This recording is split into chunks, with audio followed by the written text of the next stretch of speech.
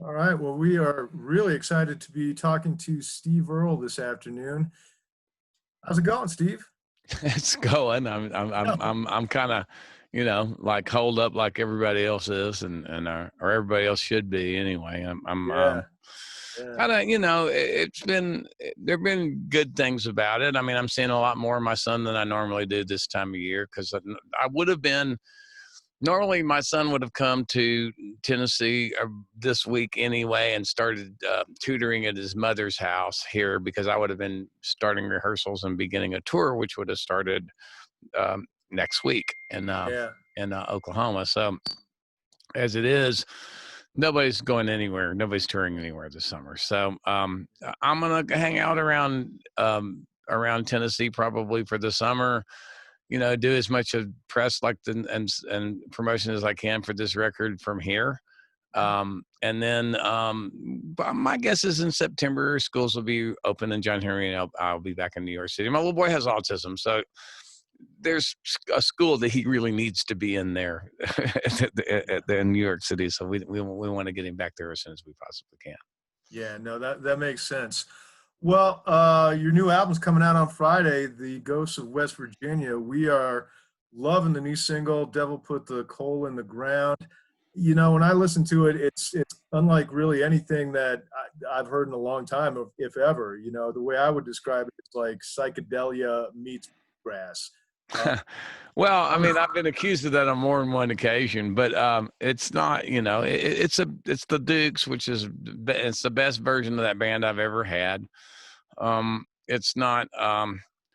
We lost Kelly Looney, our bass player, who'd been in the band for 30 years in November. So his first record we made without Kelly. So it was kind of tough, but it was the way the business works now. I needed to go ahead and make a record and get this out. Plus, this music was timely as far as I made this record for a reason, and I think I was looking for a way to make a record that spoke to and hopefully for people that didn't necessarily vote the way that I did, because I've made the Preaching to the Choir record a couple of times.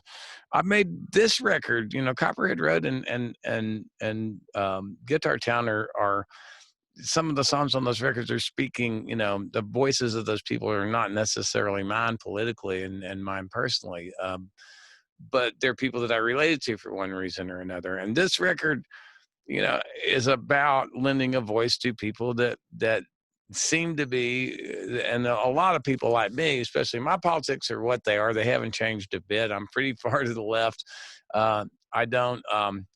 I spent the whole Barack Obama administration. I voted for him twice, but people would say that I knew that and that I love would say, "Oh, he's a socialist," and I that was my job. I said, "Nope, I'm a socialist. I promise you, he's not even close." But his intentions were good, and I voted for him. And I think intentions count. And yeah. so it's one of those things that I was trying to figure out how to do that, and then this project fell in my lap, and it was the idea that West Virginia was the most unionized place in America until relatively recently. So there's one thing that people on the East Coast or the West Coast, have in common with people in West Virginia is that somewhere in there lies a belief in trade unions and what trade unions do for working people. Because this explosion, in my opinion, happened directly because of the lack of a union. This Mm. mountain, every mine in that area had been United Mine Workers of America for years and years and years. And the main thing unions do, especially in dangerous jobs like mining, is they keep workers safe. And this is a hard job and a dangerous job. The guys that do it take a lot of pride in it because they grow up. Some of these guys, third, fourth generation miners, and the only people they know that have anything are working in coal. And you can go in there and say that's bad and you shouldn't take that stuff out of the ground and you don't need to be doing that anyway, but that doesn't make any sense unless you're telling them what they're going to do for a living now in the same sentence. And it's simple.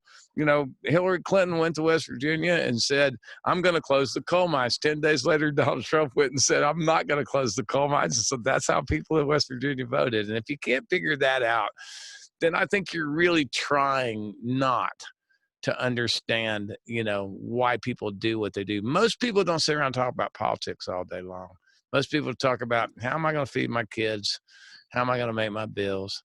And if you live in a part of the world where the only people that are doing that without, you know, without really, really struggling or working in coal, you're going to want a job in coal. Yeah. You answered about 5 of my questions in that one statement. Sorry. It's okay, man.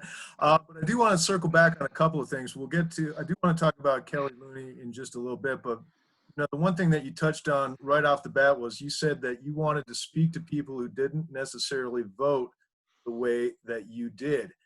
What exactly did you want to say to them? Well, it's not so much. I want to speak to them and speak for them. I don't think Yeah. I'm going to change their minds. Yeah. I'm going to get nowhere by saying capitalism is fundamentally oppressive because it depends on a surplus of labor in order to thrive. That's political theory, and I believe that. That's straight out of Das Kapital. But Mhm. the fact of the matter is, what they know is, and the way they look at unions is, the union's there to protect workers. And that went away, but these guys were really smart that ran these mines. They paid these guys really good money. It was Mhm. the equivalent of union wages, but suddenly the shifts were 12 hours. Suddenly Mhm. you didn't sit down and eat your lunch. Suddenly you're sandwiching one pocket of your coveralls and you're popping the other pocket, and you keep the long wall machine, the big, huge machine that runs like a cheese cutter down 1,000-foot long wall of coal and slices through it. You keep that running no matter what, because this mine, this one long wall, 3 miles underneath the surface, an hour-and-a-half ride by man trip, the little trains that took the guys down. Just think about that. These guys are working an hour-and-a-half underground, and Mhm. it's just think about it. That means if you take an hour-and-a-half to get down there, it's 3 miles. It's going to take you an hour-and-a-half to get out, and it's not. It's a dangerous job. Most people can't do it. They take pride in it, and like I said, they're able to provide better for their families and send their kids to college. And Mhm. one of the people that's telling their story in Coal Country, the play that 6 of these songs were written for, is a doctor. She's an MD. She grew up in the holler, coal miner's daughter, but her father was able to, in the very beginnings of the union, having a little bit of sway in that area, was able to send her to college, and she got a medical degree, and she's a doctor. So Yeah. it's, it is back to the, we're always talking about the American dream, but like, that's what unions did. Unions tried to keep that idea that people that worked for a living, could provide something better for their children. And we've had a couple of generations in a row where that hasn't necessarily happened for the first time in our history, where people Yeah. are going back, working people are going backwards, and they have been for some time. So basically, the only way that's going to change is if we start figuring out what we have in common rather than what our differences are, and constantly concentrating on, people. And one thing, like I said right off the bat, people in West Virginia and people on either coast have in common is a belief that trade unions are a good thing, and Yeah. and they are.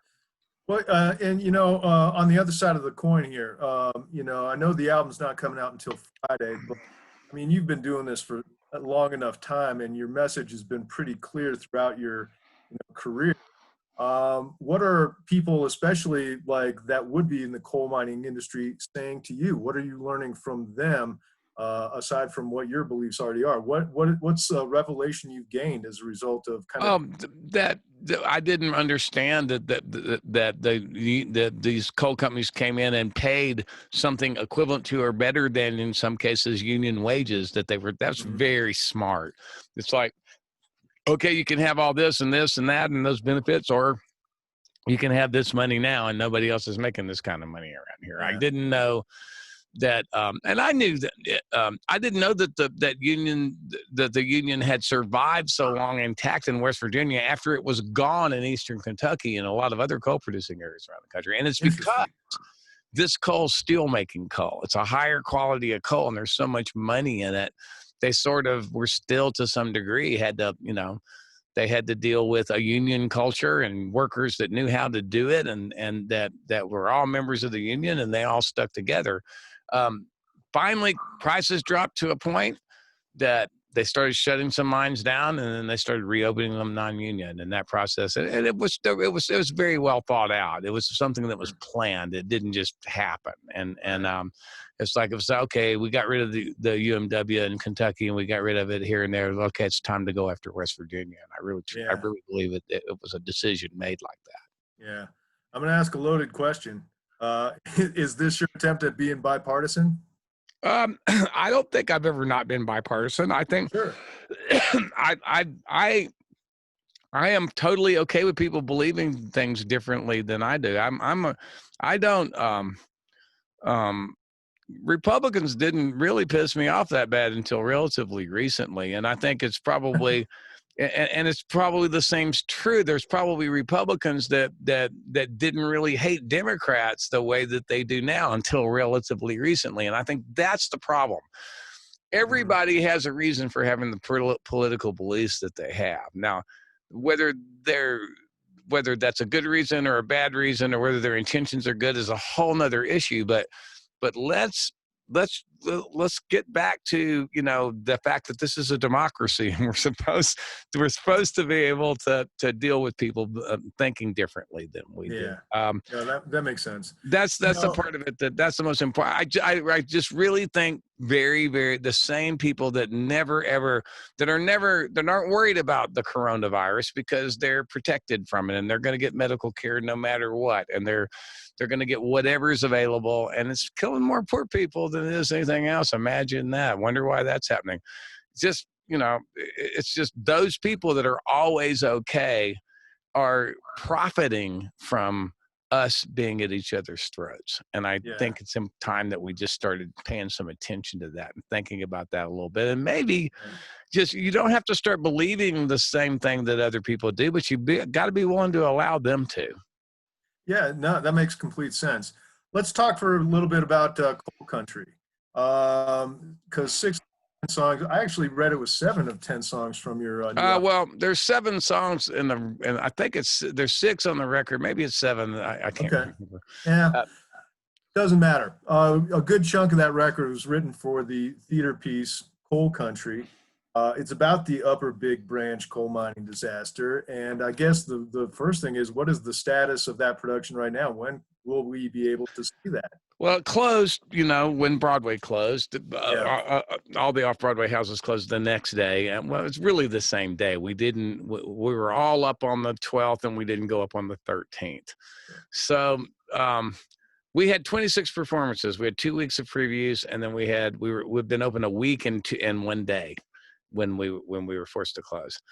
The intention is for Coal Country to go back up when theater comes back to New York, but there's no guaranteeing that, because off-Broadway theater, not-for-profit theater, which the public theater is, it's funded one production at a time. So it depends on when that happens. Right now, the set's still there. It depends on whether the actors are available when things open up, because they'll commit to other things. How much time would it take for us to rehearse if we had to replace all those actors? I'm available. I'm available to do it when it goes back up, because it's really important to me, and it's really important to Jessica and Eric, and I think it's important to Oscar Eustace and Jesse Alec and all the people at the public theater that worked on this for 4 years. It takes a long time to make theater. So the intention is for it to go up in New York again. To me, the optimum situation would be Coal Country goes up again sometime this fall or winter. Probably winter's a little more realistic. And then we at least, get through what would have been our regular run, or at least a few more weeks of it. And then next May, I'll go back out to support this record. Now, I'm not going to make another one until I get these people's stories told. That's the job at hand. That sounds like a good plan. Now, you have an unusual role in this theater production. I like how you describe it. You're a Greek chorus with a guitar. Yeah, and a banjo. Sweet. Yeah, there's a banjo. Nice. Too, so. Yeah, man. So is this the first time that you've done theater? I know you've done plenty of acting in the past.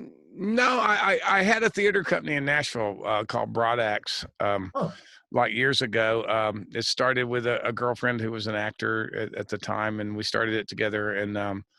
And I stayed involved in it until I moved to New York. And then it didn't last too much longer after I left, because I did a lot of the fundraising too.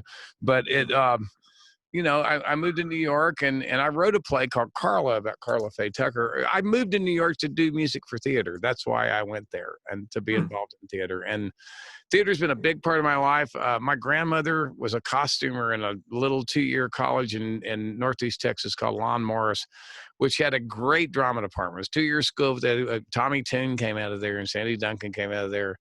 And it was just, they did a Shakespeare, a straight play, and a musical every year. And I grew up seeing those productions. And when I was in the world of Carl Sandburg in high school, and I was the only kid in the class that got a good show telegram because I got called down to the office and I thought I was in trouble again, but my grandmother had sent me a break a leg telegram. So theater's always been important to me. The two things I spend money on are live theater and baseball. That's what I go see. I don't go see that much music when it gets right down because it's a little bit too much like going to work. But I just kind of I see a lot of baseball and a lot of live theater. All right. Well, so how different is acting on the theater stage as opposed to being in a film? Just out of curiosity. It's terrifying because it's live. I mean, in this I didn't act. This I just sang. So I was doing my day job, and I was pretty comfortable out there. 2 years ago, I wrote music for a Richard Maxwell play called Samara, and it was sort of decided, kind of sprung on me when we were in the workshopping progress. Well, hey, we want you to be like a stage manager in our town, It's just sort of the same thing I did in Coal Country. There were these really poetic stage directions that were part of the narrative. And so I went out and stood at a podium and read those things to move the story along. But then they decided while we were rehearsing, hey, what'd be great is if you close the book and you walk out and you deliver this last 15 minutes as this one long, hairy monologue. And that was terrifying. And the first night I walked out there, it's a 78 seats because it was teeny tiny off-Broadway theater. Walked out and Lois Smith was sitting directly across from me. And now I know what Ben Brantley looks like, the head theater critic of the New York Times, because he went to high school with my drummer. So I walked out, I could see he was directly across from me. So it was one of the most terrifying experiences of my life. It's a whole different deal. Acting live is the film. You can do it over, and it's in fact you do it over and over and over again because they're shooting for camera angles, and you're always going to perform everything more than once anyway, and they'll cut it together.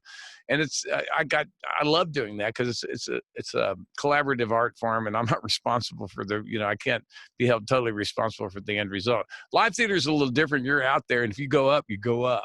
It's sort of like my day job. So yeah, well, nice. Switching gears just a little bit, I know our time is limited, so I did want to ask you about something you touched on just at the very beginning about the passing of Kelly Looney. I mean, you've had a tough year so far, and how has that affected the recording of this record? How has it recorded the relationship within the Dukes? How has it affected you? Well, he was in the band for, over 30 years. He came in 1988. His first record with us was Cover Hit Road. I was closer to him than I was anybody else in the band for obvious reasons. I was friends with his mother. When I was touring actually without the Dukes, I was touring with the Del McCoury band. She came to see me at the station and she said, I want to thank you for keeping my son out of the projects for all these years. But she just passed away just recently. Betty did. But it's practically family, and it was tough because he got sick on the road last summer. He had a stroke 2 years before, and he probably died as a result of medication that was prescribed to him. It doesn't happen to everybody. It's a rare side effect, but it was his cholesterol simply wasn't coming down the way the doctors wanted it to. So they doubled his dose of a statin he had been taking. And it was a huge dose, higher than I've ever heard of. And he immediately started having trouble breathing, and he went to doctors over and over again, and nobody caught it and figured out what it was. And the next thing we knew, he wasn't playing Hardly Strictly Bluegrass with us. In October, Ricky Ray Jackson, our steel player, played bass on that gig because we had to fly out for it. And he'd had a lung biopsy and couldn't fly anyway. Kelly couldn't. And then in November, he passed away. And so I already had the record scheduled for December.